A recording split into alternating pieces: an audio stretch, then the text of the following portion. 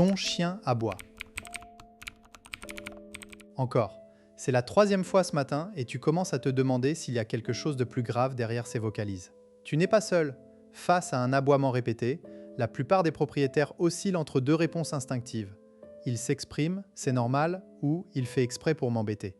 Mais la science du comportement canin révèle une troisième voie, bien plus subtile et souvent ignorée. Certains aboiements ne sont ni une communication volontaire, ni un caprice, mais une manifestation compulsive, comparable à un TOC chez l'humain. Comment faire la différence? Et surtout, que faire si ton chien est concerné? Dans cette vidéo, tu vas apprendre à décoder les aboiements de ton chien avec une grille d'analyse précise, issue des recherches en cognition canine et en psychiatrie vétérinaire.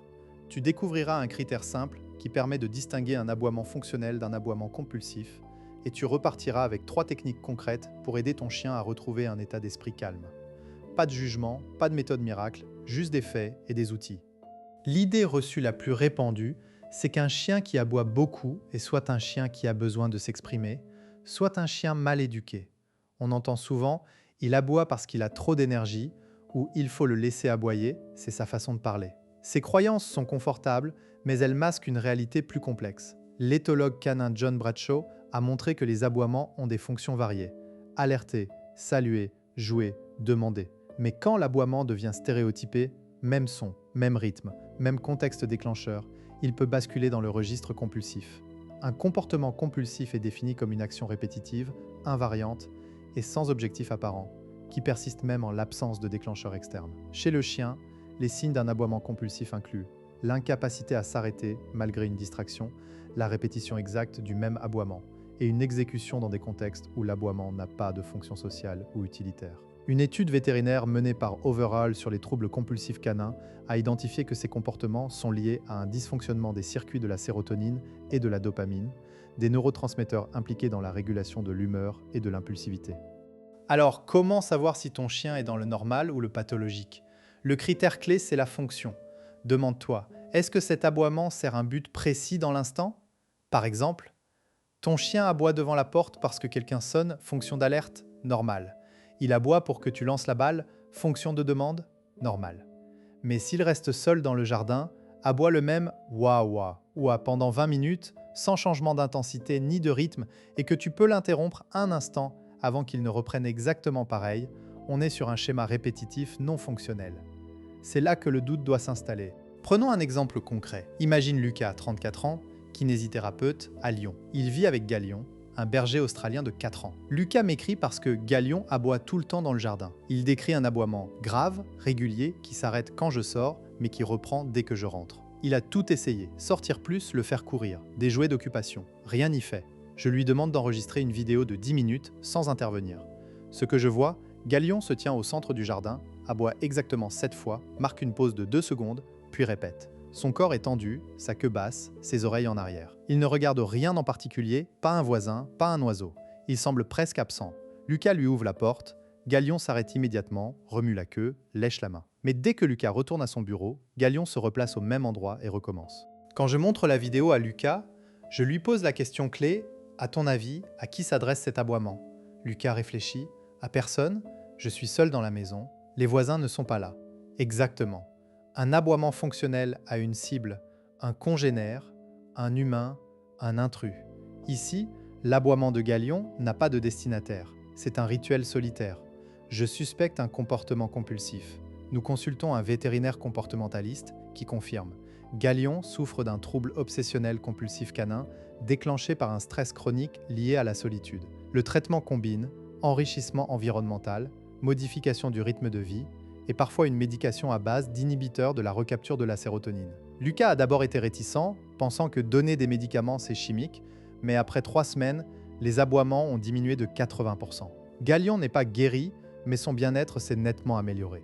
Comment faire ce diagnostic toi-même? Pose-toi ces 3 questions. 1. L'aboiement est-il stéréotypé? Même durée, même tonalité, même nombre de répétitions? 2. Le chien peut-il être distrait facilement? Si oui, c'est plutôt normal. Sinon, ou s'il revient immédiatement au même schéma, c'est un signal. 3. Y a-t-il un déclencheur identifiable? Un bruit, une personne, un objet? Si tu ne trouves rien, tu es sur une piste compulsive. Tu peux aussi chronométrer. Un aboiement fonctionnel dure rarement plus de quelques minutes. Un aboiement compulsif peut s'étirer sur des heures. Les conséquences d'ignorer un aboiement compulsif ne sont pas anodines. À court terme, c'est une nuisance pour toi et tes voisins. À long terme, le chien s'enferme dans un cercle vicieux. Le comportement compulsif libère des endorphines, ce qui le rend auto-renforçant. Le chien aboie parce que l'aboiement lui procure une sensation de soulagement temporaire. Plus il aboie, plus il a besoin d'aboyer pour ressentir ce même soulagement. C'est un piège neurochimique. Sans intervention, le trouble peut s'aggraver, se généraliser à d'autres contextes et affecter la qualité de vie du chien. Des études montrent que les chiens avec des troubles compulsifs ont des taux de cortisol plus élevés, l'hormone du stress. Donc non, ce n'est pas juste un chien qui aime aboyer. Voyons maintenant 3 techniques concrètes pour aider un chien qui présente des aboiements à tendance compulsive. Attention, ces techniques ne remplacent pas un suivi vétérinaire, mais elles sont un premier niveau d'intervention. Technique 1, l'enrichissement sensoriel ciblé. L'idée est de proposer des activités qui sollicitent des sens différents de l'ouïe pour détourner le cerveau du schéma compulsif. Exemple, cache des friandises dans un tapis de fouille ou dans un jouet distributeur. Mais la clé, c'est de le faire avant que l'aboiement ne commence. Si tu interviens pendant, tu risques de renforcer l'association aboiement-récompense. Le bon moment, dès que tu identifies les signes précurseurs, ton chien se met en position fixe, oreille en arrière. Tu dis « cherche » et tu lances la stimulation. Lucas a installé une routine. Avant de partir travailler, il donne un congelé à Galion. Ça a réduit la fréquence des accès. Technique 2, le reset par un signal d'arrêt neutre. Il ne s'agit pas de punir ou d'ordonner le silence, mais d'interrompre le cycle par un stimulus non menaçant. Quand ton chien commence son aboiement répétitif, approche-toi calmement, sans le regarder dans les yeux, et place-toi entre lui et la zone qu'il fixe ou entre lui et son point de départ. Tu restes immobile 30 secondes sans parler. Le chien s'arrête souvent par curiosité ou par confusion.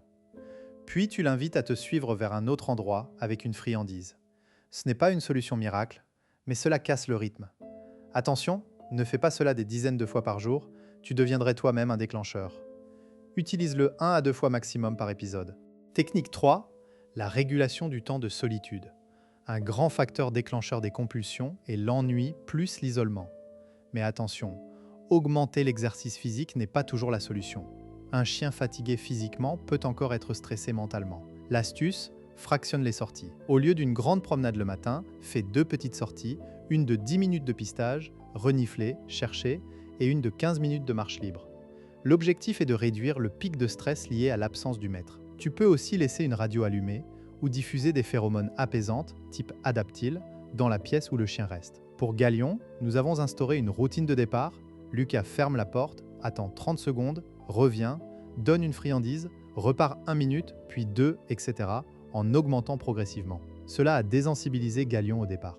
Tu pourrais penser, et si je laisse mon chien aboyer jusqu'à ce qu'il s'arrête tout seul? C'est tentant, mais contre-productif. Un comportement compulsif, par définition, ne s'arrête pas tout seul.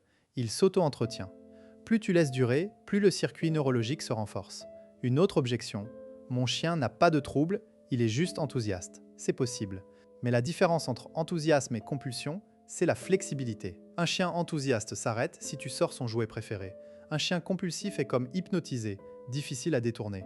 Observe bien, si tu le vois bâiller, se lécher les babines ou avoir des comportements de déplacement, gratter le sol, tourner sur lui-même, en plus des aboiements, c'est un signe de stress, pas d'excitation.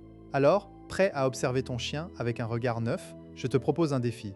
Cette semaine, prends 5 minutes par jour pour enregistrer, audio ou vidéo, les aboiements de ton chien. Note le contexte, la durée et essaye d'identifier la fonction. Si tu repères un schéma suspect, consulte un vétérinaire comportementaliste. Et si cet outil t'a aidé, abonne-toi à Cognition Canine pour ne pas manquer les prochaines clés de compréhension. Laisse un commentaire avec tes observations. Je réponds à tout. À très vite sur le chemin d'une relation plus apaisée avec ton compagnon.